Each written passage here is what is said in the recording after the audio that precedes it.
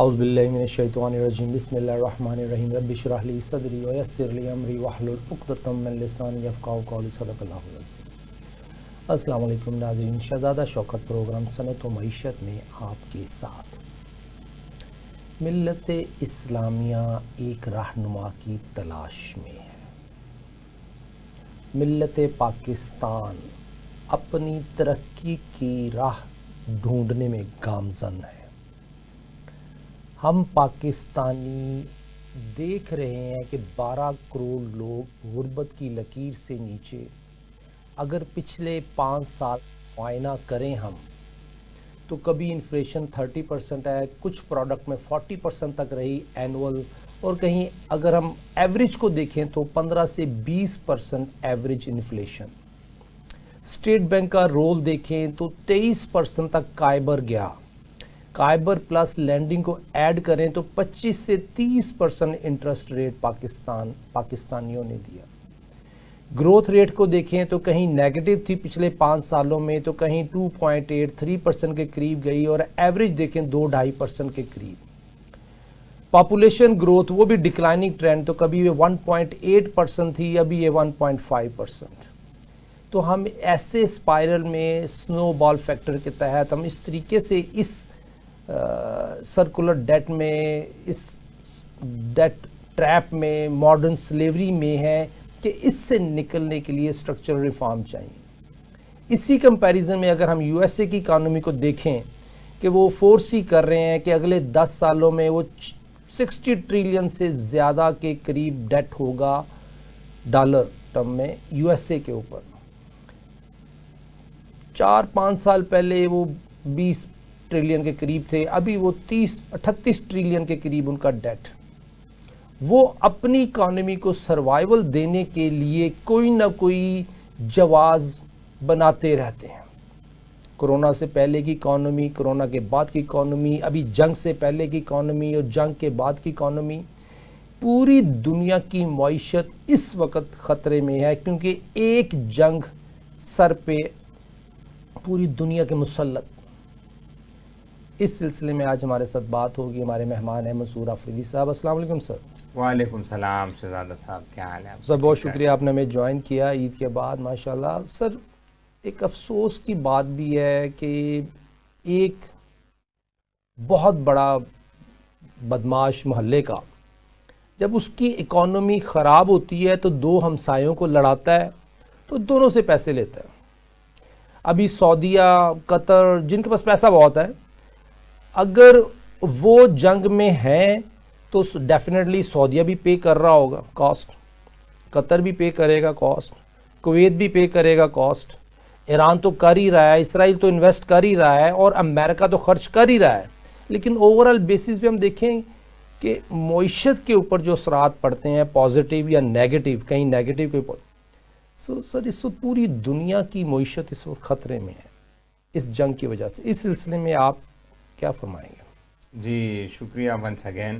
جس طرح آپ نے بجا فرمایا کہ ساری دنیا کی معیشت خطرے میں ہے، خطرے میں نہیں بلکہ ایک ڈیزاسٹر میں آ چکی ہے۔ آپ دیکھیں نا، جو جہاں سے 30 سے 40% تیل اور گیس برآمد ہوتا ہے، وہ راستے تقریباً بند ہو چکے ہیں۔ میں آبنائے ہرمز کی بات کر رہا ہوں، اسٹریٹ آف ہارمز کی۔ اب وہ صرف یہ، اب تو ہم دیکھ رہے ہیں نا کہ پیٹرول کی قیمت 50 روپے بڑھ گئی، اور اب دوبارہ پھر خبریں آ رہی ہیں کہ اور پاکستان میں قیمتیں بڑھیں گی۔ اس طرح باقی ممالک میں بھی پیٹرول کی قیمتیں بڑھ رہی ہیں۔ گیس کی کمی کی واقعات رپورٹ ہو رہے ہیں دنیا بھر سے۔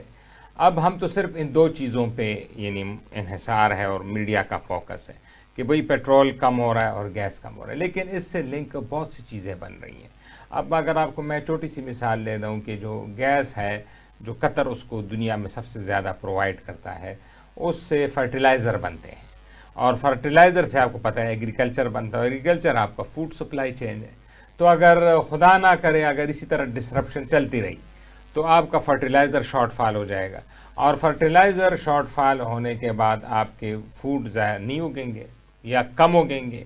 تو جب کم اگیں گے یا نہیں اگیں گے تو پھر غذائی قلت کا سامنا ہوگا، اور پھر قحط سالی تک بات جا سکتی ہے۔ جس سے لاکھوں اور کروڑوں لوگ متاثر ہو سکتے ہیں. تو یہ تو ایک فوڈ سپلائی چین کا ایک متواتر مسئلہ ہے. اچھا دوسری طرف یہ بھی کہہ رہے ہیں ساتھ کہ فرض کر لیں آج ہی جس طرح ہم بیٹھے ہیں آپ اور میں, آج کے دن ابھی اس وقت امن ہو جائے تو واپس آنے میں تقریباً 1.5 سے 2 سال چیزوں کو لگے گی. یہ بھی نہیں ہے کہ آج امن ہو گیا تو بس واہ واہ ہو گئی, کیونکہ اس دوران سب ممالک نے ہاؤڈنگ شروع کر دی ہے. سر میرا سمپل ایک سوال ہے کہ میں امریکہ ہوں, میرے اوپر اس وقت 38 ٹریلین قرض ہے ڈالر ٹرم میں, اور میری اکانومی کو چائنا چپک گیا ہے, میری اکانومی کو کہیں انڈیا چپک گیا ہے, میری اکانومی کو کہیں رشیا چپکا ہوا ہے, اور میری اکانومی میں نمبر 1 پوزیشن پہ نہیں ہوں اگلے 10 سال میں. آئی کین فور سی دیٹ. میں خود فائنینشیل اکانومسٹ ہوں, میں یہ دیکھ سکتا ہوں کہ میں دیکھ رہا تھا, بلکہ میں نے پچھلے سال پروگرام کیے ہیں کہ یو ایس اے کی اکانومی اگلے 10 سالوں میں نمبر 1 پوزیشن پہ نہیں رہے گی.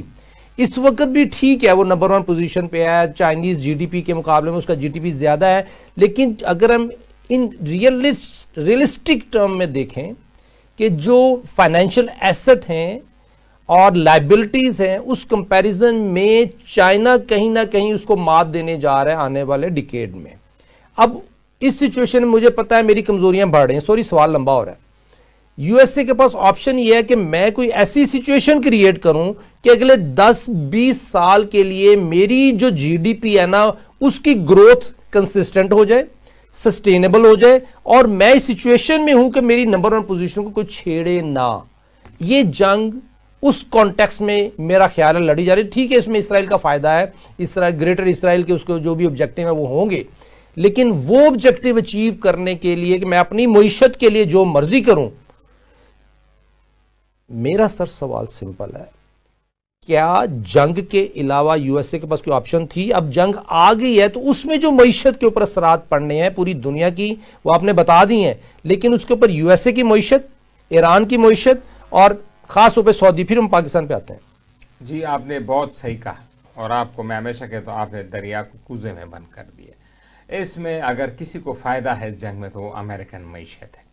اس کی وجہ ہے جس طرح آپ نے 35 ٹریلین ڈالرز کا ذکر کیا, اور 10 سال تو کیا ہے, چائنا تو آلریڈی کراس کر چکا ہے مینوفیکچرنگ میں امریکہ سے کئی, اس کی تو کوئی مقابلہ نظیر نہیں ہے نا, مطلب اس کو تو کہتے ہیں فیکٹری آف دا ورلڈ یہ ہے. تو اور یہ 15 سالوں میں اے آئی میں بھی اس نے آگے نکل جانا تھا.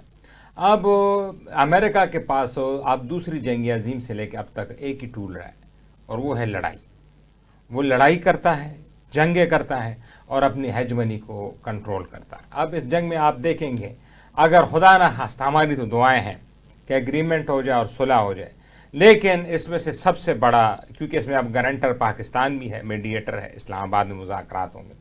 اگر خدا نہ خواستہ ایران جھک گیا, اور جھکنے کا مطلب ہے کہ بحر ہرموز کو امریکہ کے حوالے کر دیا, جو اسٹریٹ آف ہرموز ہے, تو آئندہ 100 سال امریکہ کے پھر بادشاہت قائم ہو جائے گی.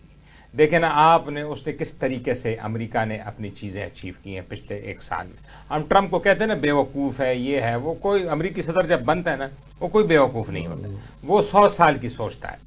اس نے دنیا کا سب سے بڑا تیل پیدا کرنے والے ممالک کون سے ہیں؟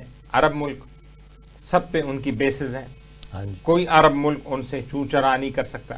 میں کل ہی قطر کے وزیر خارجہ کو سن رہا تھا, حالانکہ ایران پہ کتنے میزائل گرا دی, وہ کہہ رہے تھے ہم پہ میزائل گریں, لیکن ہم نے جو دفاعی معاہدہ امریکہ کے ساتھ کیا ہے وہ اب تک بہترین معاہدہ ہے, اور اس کی نظیر نہیں ملتی.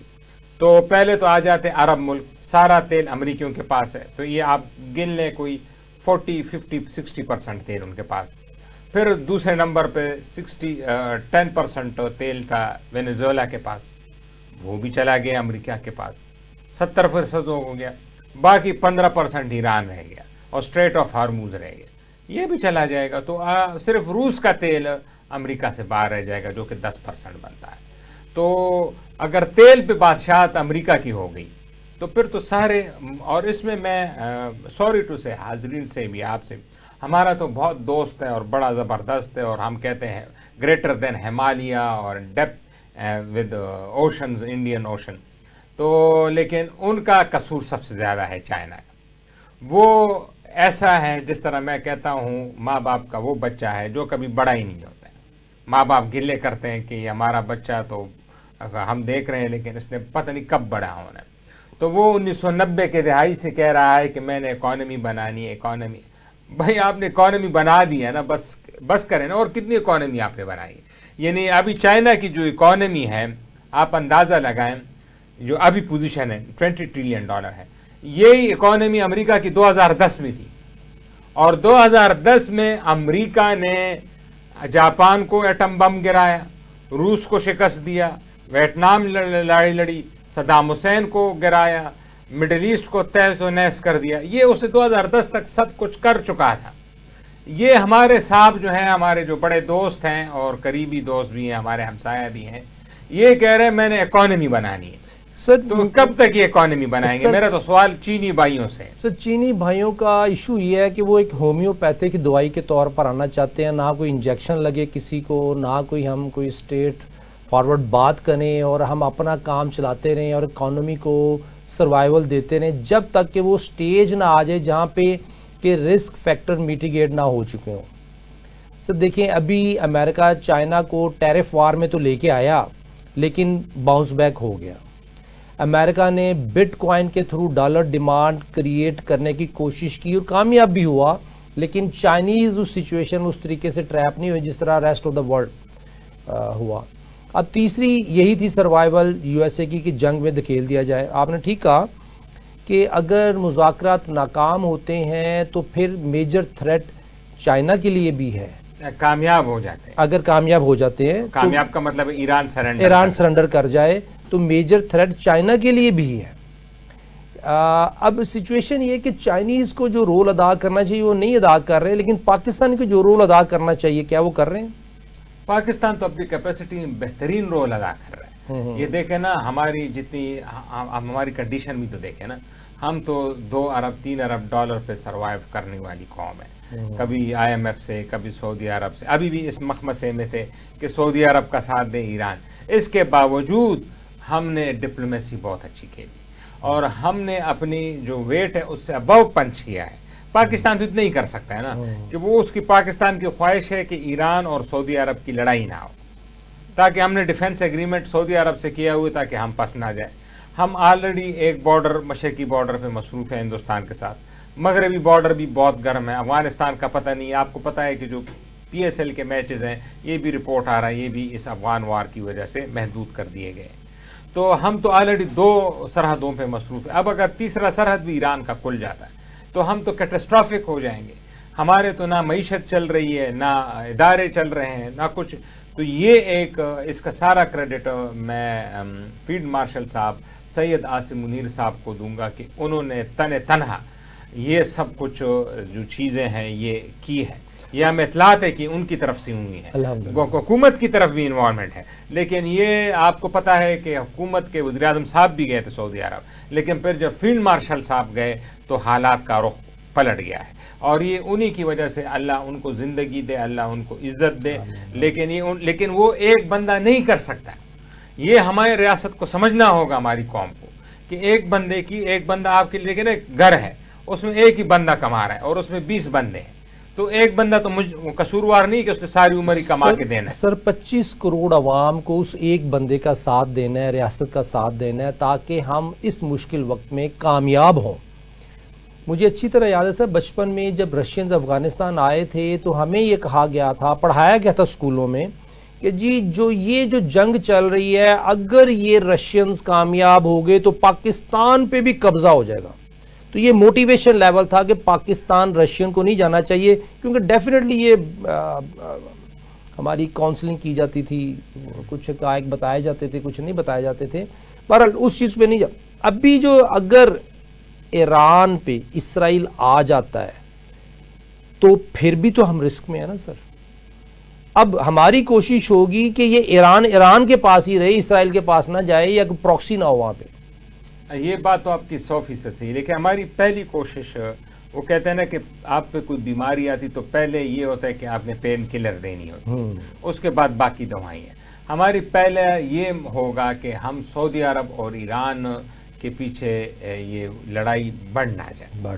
جب دیکھیں نا وہ ہم نے ڈیفنس پیکٹ کیا ہوا ہے, ہم نے سعودی عرب کا ساتھ دینا ہے ایران کے خلاف, اس میں کوئی شک نہیں ہے. یہ ہماری ریاست نے بھی کلیئر کر دیا ہے ہر جگہ پہ کہ ہم نے سعودی عرب کے ساتھ ہر مشکل میں کھڑا ہونا.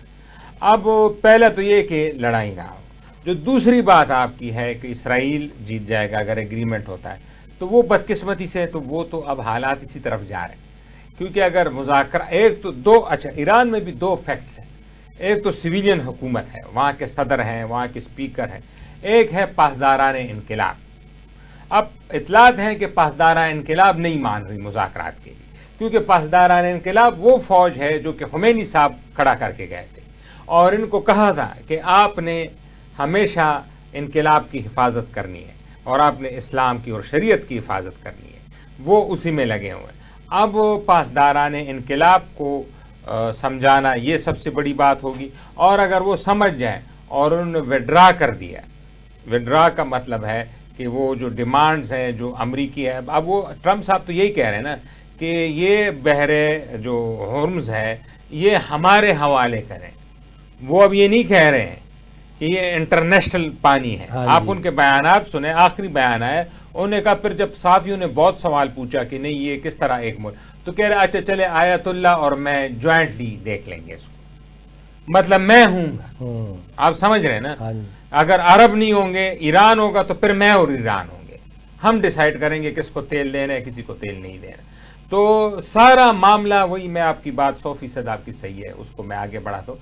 یہ تیل کے چکر میں آئے ہیں امریکی اور یہ تیل لے کے جائیں گے, اور پاکستان بھی ایک ٹائٹ روپ پہ چل رہا ہے.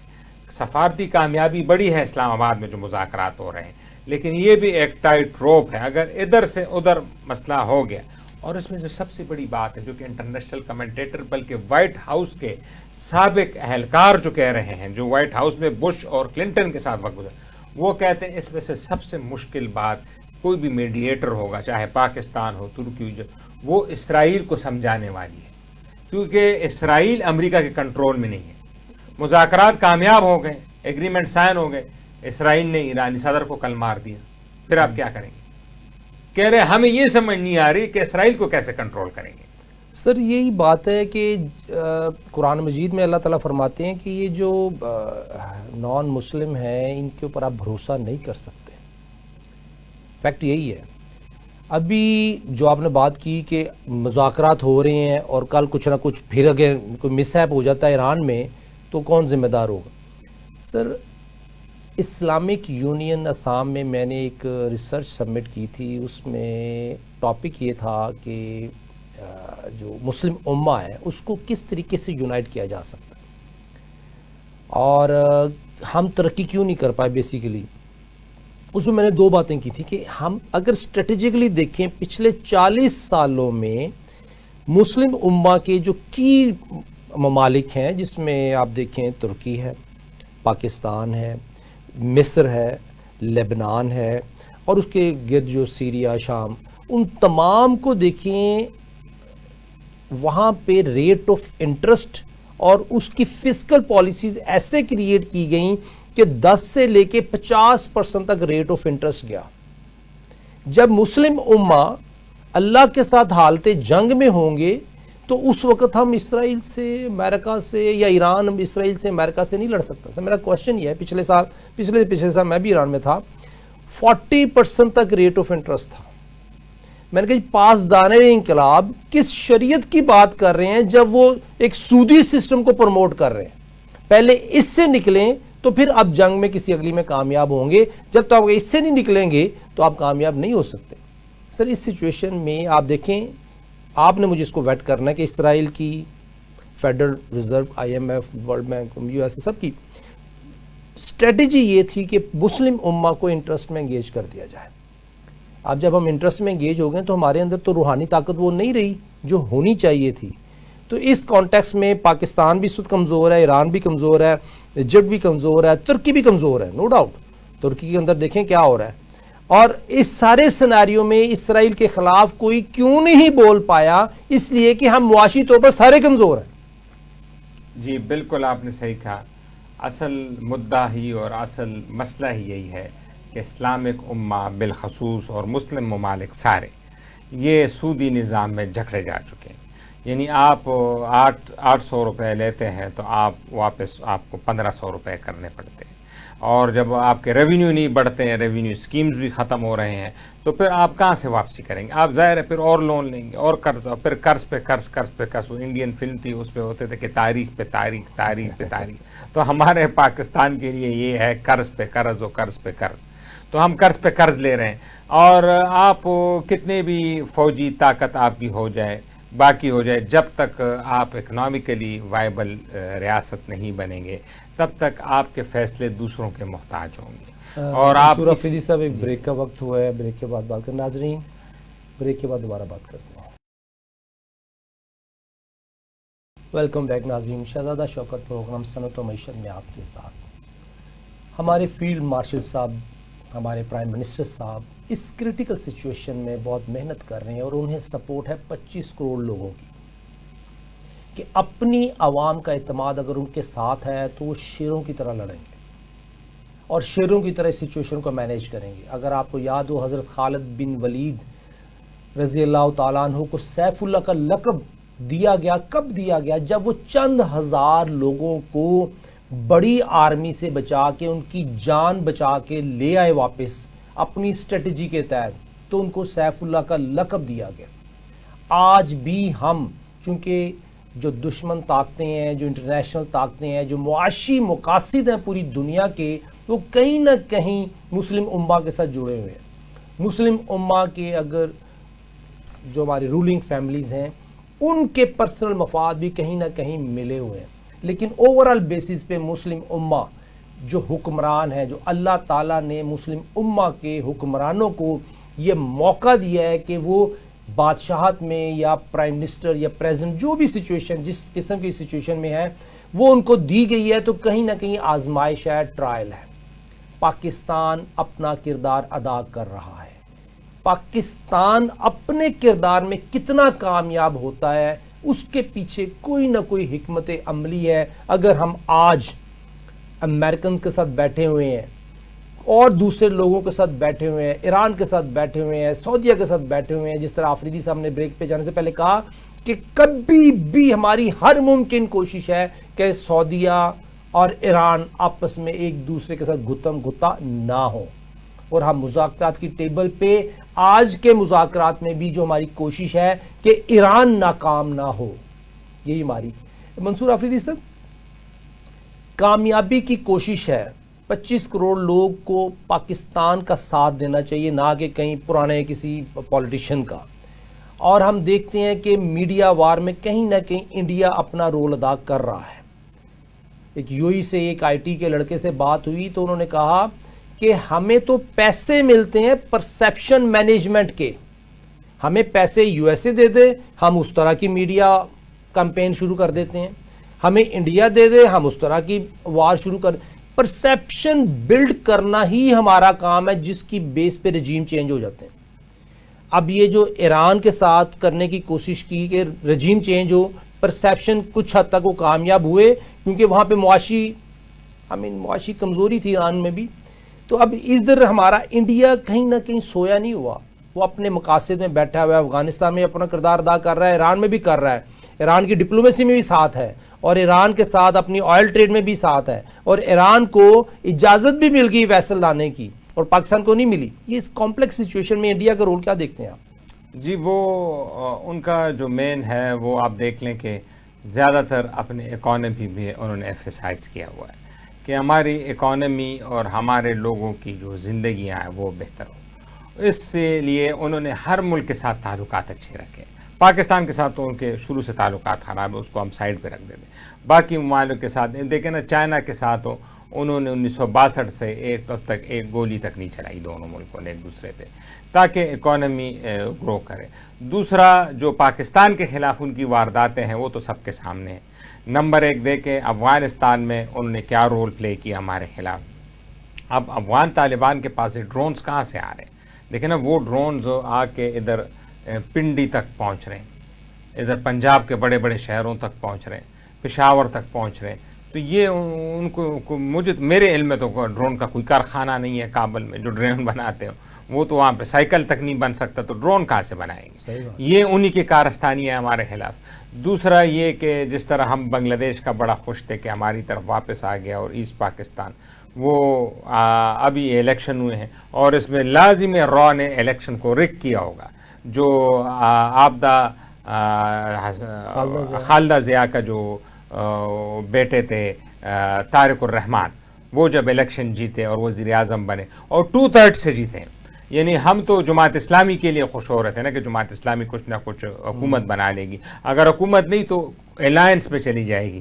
لیکن آپ حیران ہوں گے کہ اس نے 2/3 میجورٹی سے بھی زیادہ سیٹ لی. میرے خیال میں کوئی 300 سیٹوں میں سے 200-250 وہ لے گیا اور 50-60 صرف جماعت اسلامی کے پاس ہے. تو یہ را جو ہے یہ سب کھیل جو اب اس سے کیا نتیجہ نکلا کہ کل ہی انہوں نے وہ ایشو کیا اسٹیٹمنٹ بنگلہ دیش کے وزیر اعظم طارق الرحمان، اور کہا کہ ہمارے ساتھ پاکستانی افواج نے 71 میں ساتھ جو کیا تھا وہ اسرائیلی فوج نے فلسطینیوں کے ساتھ نہیں کیا ہوگا جو ہمارے ساتھ.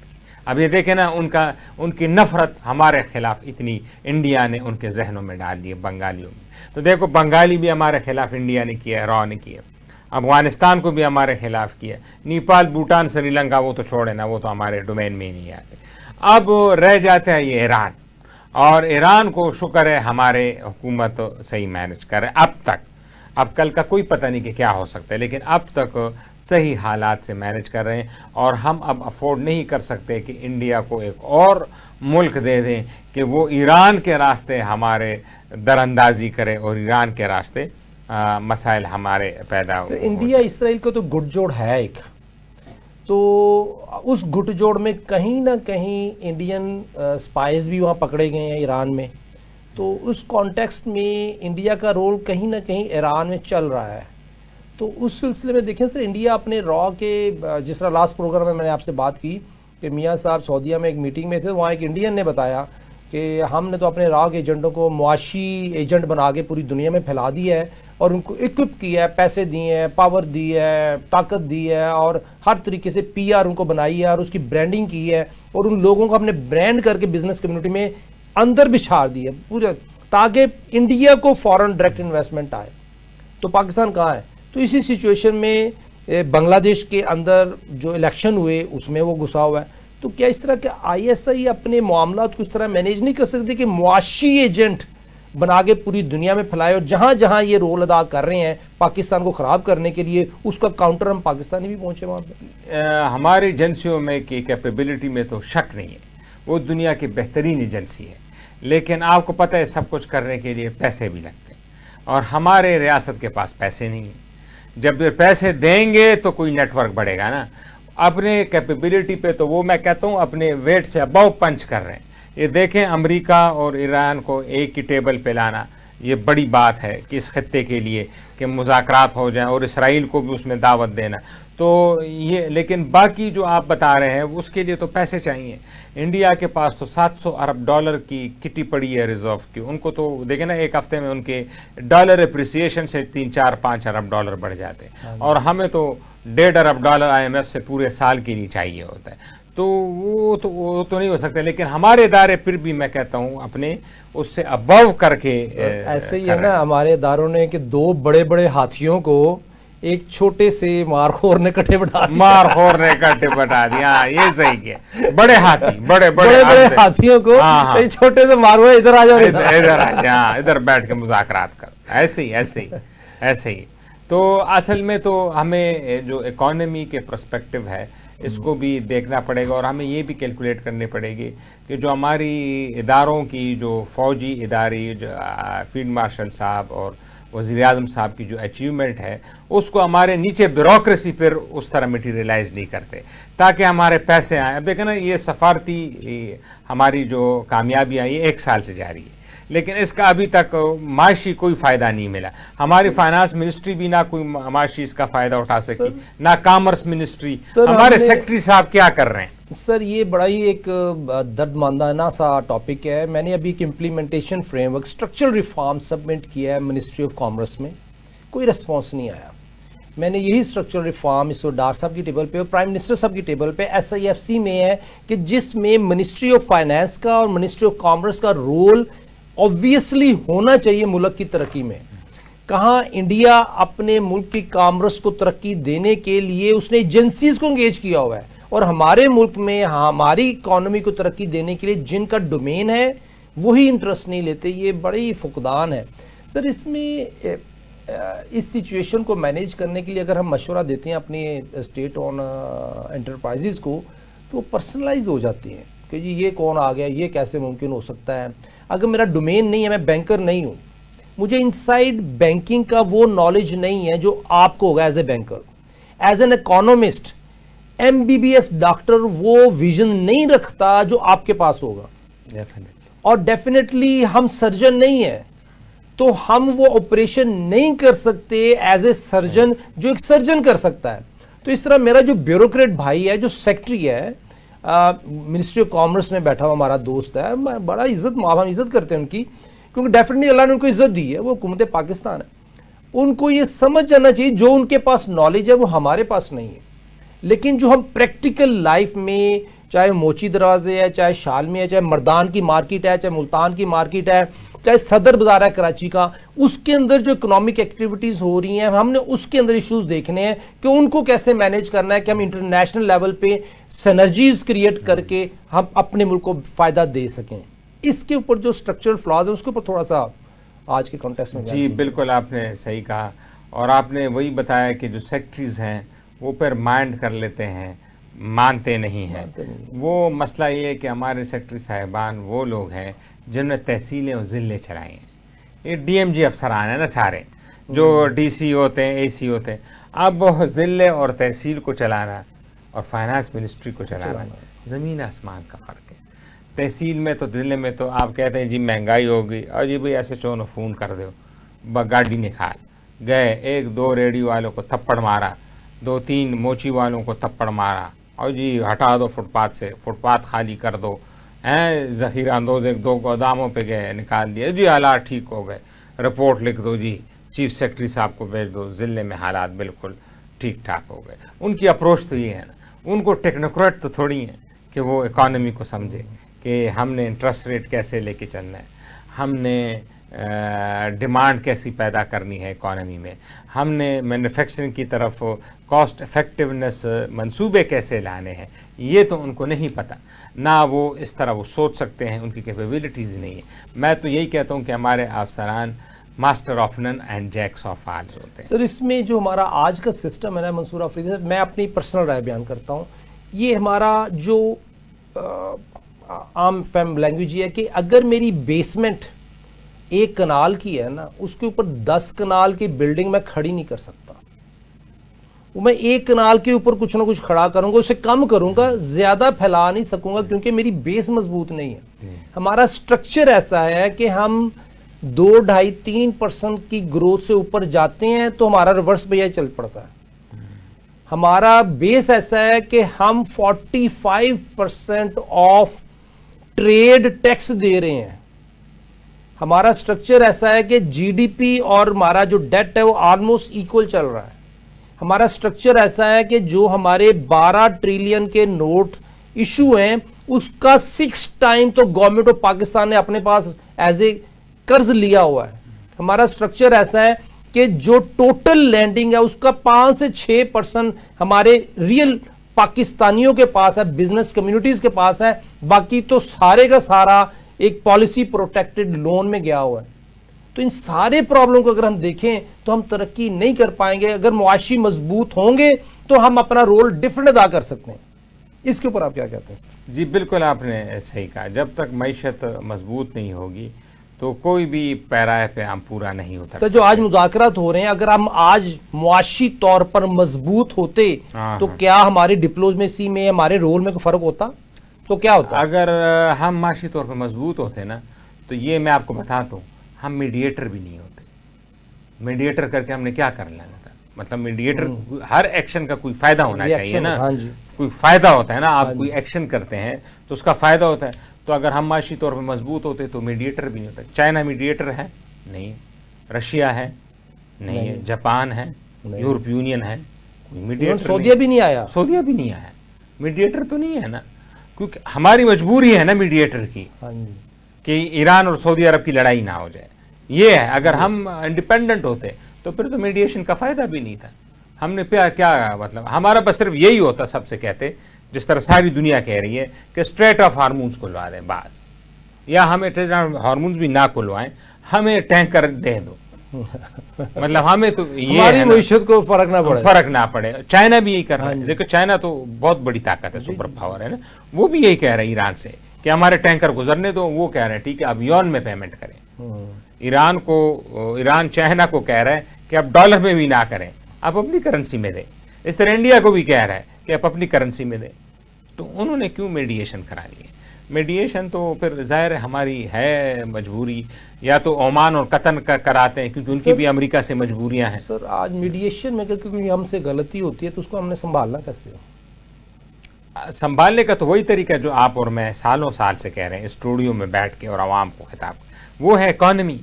جب تک آپ اکنامک, اب آپ کے پاس 100-200 ارب ڈالر پڑے ہوتے تو آپ کو ٹینکر اگر فرض کر لیں 1 ملین کا تھا تو 2 ملین کا ہو جائے, آپ صحیح ٹھیک ہے 2 ملین کا منگوا لیں. سر ہم نے ایک ایڈوائزری لی پی آئی اے کے لیے اور اس پہ کروڑوں روپے دیے. ہم سوری میں آپ کی بات کاٹ رہا ہوں, یہی تیل کے کانٹیکس میں, جس طرح میں نے کہا نا کہ اگر ٹینکر 100 ملین کا ہے تو آپ 200 ملین. مکیش امبانی نے کل ہی ایران کے تیل کو, ایرانی تیل گلف میں, وہ $400 ملین کے اس نے بکنگ کر دی فارورڈ میں. تو اس کا مطلب $400 ملین کی تیل جو ہے وہ کم ہو گئی ہے نا, سٹور بھی ہو گئے, ذخیرہ اندوزی ہو گئی نا. ہم جس طرح ضلع اور تحصیلوں میں لگے ہوئے ہیں تو اب انٹرنیشنل ذخیرہ اندوزی ہو رہی ہے, اور اس میں امریکی بھی انوالوڈ ہے. وہ کہہ رہے ہیں جو ٹرمپ صاحب یہ بیان دیتے ہیں کہ سیز فائر ہو گیا, اور سیز فائر نہیں ہوتی, آپ کو پتا ہے سیز فائر میں بھی لڑائی ہو رہی جہاں آپ اور ہم بیٹھے, لیکن وہ بیان اس لیے دیتے ہیں تاکہ تیل کی قیمت نیچے آئے, ان کے بڑے بڑے بلینئر تیل خریدیں اور پھر اوپر شوٹ کر جائے. اب یہ گیل بن گئی ہے, اور ایران نے اس کو کہہ دیا ہے. ایران کے وزیر خارجہ کل کہہ چکے ہیں کہ ہمیں پتا ہے کہ ڈونلڈ ٹرمپ کاغذوں میں تیل نیچے لا کے فارورڈ بکنگ کر رہا ہے, اور پھر جب تیل اوپر جائیں گے تو وہ خریدے. اور کہتے ہیں یہ بیانات ڈونلڈ ٹرمپ کے اس لیے ہیں 16 کی سیز فائر کہ وہ تیل کو کم لا کے اپنے دوستوں کے ذریعے تیل کی سٹوریج کرنا چاہتے ہیں. اس میں دیکھیں مثلا سعودیہ کا تیل ہے, پرائس اوپر نیچے ہو گئی تو یہ انٹرمیڈریز ہیں, بینکس ہیں, یہ جو لابیسٹ ہیں, انویسٹرز ہیں, امبانی کی بات کی آپ نے, انہی کو بینیفٹ ہوتا ہے نا. دیکھیں آج میرا تیل ہے, یہ ٹینکر ہے $100 ملین کا, مثال دے رہا ہوں, $30 ملین کا بیرل, یہ $100 کا ہوا تو $100 ملین کا ہو گیا, 150 کا تو $150 ملین کا. تو یہ $100 ملین کا بینیفٹ یہ انٹرمیڈریز لے رہے ہوتے ہیں. پاکستان یہ بینیفٹ نہیں لے سکتا کیونکہ ہمارے پاس کوئی ایسا انویسٹر ہے ہی نہیں, ایسے ہی ہمارے بینکوں کی اتنی لمٹس ہیں ہی نہیں. یہ وہی میں بات کر رہا ہوں کہ سر سٹرکچرلی جو ہمارا سٹرکچر ہے وہی اتنا کمزور ہے, نا پائیدار ہے کہ جس کے اوپر ہم بلڈنگ نہیں کھڑی کر سکتے. اس کے اوپر جو میں بات کر رہا تھا کہ پالیسی میکنگ کے لیے اربوں ڈالر خرچ کرتا ہے U S A, policy making کے اوپر اربوں ڈالر اسرائیل خرچ کر رہا ہے, پالیسی میکنگ کے اوپر چائنا نے اربوں ڈالر خرچ کیے ہیں, اور پالیسی میکنگ میں انڈیا بھی خرچ کر رہا ہے. اور پاکستان کو بنی برائی پالیسی مل جائے تو وہ اس کے اوپر بھی کہتے ہیں جی ہم کیوں کام کریں. پاکستان کو بھی اپنی معیشت کو مضبوط کرنے کے لیے اسٹرکچرل ریفارم لانے ہیں. تو ہم آج کے دن کے جو مذاکرات ہیں اگر ان کو ٹھیک کرتے ہوئے, آج کے دن کو مینیج کرتے ہوئے پاکستان کو مضبوط کرنے کی کوئی کوشش کریں, اس کے لیے آپ کی کوئی رائے ہے گورنمنٹ آف پاکستان کی؟ اسٹرکچرل ریفارمز تو ہر سیکٹر میں ضروری ہے. جس طرح آپ نے کہا کہ تیل بھی ہم ریزرو نہیں کر سکتے. سر آخری 2 منٹ. ہاں, تو چین, ہندوستان, رشیا, امریکہ سب کے اٹھا لیں, سب کے بلین بیرلز میں تیل سٹور پڑے ہیں. ابھی ہمارے پاس وہ غلط حکومت بیان کر دیتی ہے کہ جی 10 دن کا سٹاک ہے, 15 دن. وہ سٹاک نہیں ہے, وہ سٹاک تو آئل کمپنیوں نے رکھا ہے روٹین کے لیے جو ان کے پیٹرول پمپوں میں پڑا ہوتا ہے. اصل سٹاک تو حکومت نے رکھنا ہوتا ہے اپنے بڑے بڑے ڈی پی او میں, وہ ہمارا میکینزم ہی نہیں ہے. تو اب آپ اندازہ لگائیں اگر اسٹرکچرل ریفارم پیٹرولیم جو کہ ضروری چیز ہے اس میں ہم سٹور نہیں کر پا رہے تو پھر قیمتیں تو بڑھیں گی. تو دیکھیں نا, خطے میں سب سے زیادہ قیمت پاکستان کی بڑی ہے, اور سب سے جو بڑی نہیں ہے, زیرو بڑی ہے, وہ ہندوستان کی بڑی نہیں بڑی, 0% پر لیٹر بڑھا ہے. یہاں 50 روپے, اور اب اطلاعات آ رہی ہیں اور بھی بڑھ رہی. تو یہ کیوں بڑھی ہے؟ کیونکہ ہمارے پاس سٹوریج نہیں ہے. ہمارے پاس سٹوریج ہوتا تو پھر بڑھنے کی ضرورت ہی نہیں تھی. تو اسٹرکچرل ریفارمز تو ہم کہہ تک گئے کہ فائنانس منسٹری میں تو ہونی چاہیے, لیکن یہ پیٹرولیم فوڈ میں دیکھ لیں, اب فوڈ میں گوداموں میں گندم پڑے ہیں, تو وہ اب اطلاعات آ رہی ہیں کہ وہ جو فارمر جو بڑا جو اسٹاک ہولڈر ہے وہ حکومت کو کہہ دیا کہ ہم آپ سے نہیں لیتے, آپ کا مہنگا گندم ہے, ہم کسانوں سے ڈائریکٹ لے رہے ہیں. تو ان کا ساری گندم ضائع ہو جائے گی, پھر اس پہ کیڑے پڑ جائیں گے اور پھر انہی غریب عوام کو کھلائے جائیں. بہت شکریہ منصور عابدی صاحب, میں آپ نے جوائن کیا. ناظرین, محفوظ پاکستان اسی وقت ہوگا جب ہم اس کو مضبوط بنانے کے لیے اسٹرکچرل ریفارم لائیں گے. آج اگر ہم مذاکرات کی ٹیبل پہ بیٹھے ہیں تو کہیں نہ کہیں ہماری ڈپلومیسی ہے, ہمارا رول ہے, اور کہیں نہ کہیں ہماری کمزوری ہے. ملت اسلامیہ کو اللہ تعالیٰ اچھے رہنما دے, کیپیبل لیڈرشپ دے کہ وہ معاشی طور پر مضبوطی کے لیے کام کر سکیں, کیونکہ معاشی جنگ اگر ہم نے جیت لی تو ہم جیت جائیں گے. اجازت دیجیے, اللہ حافظ.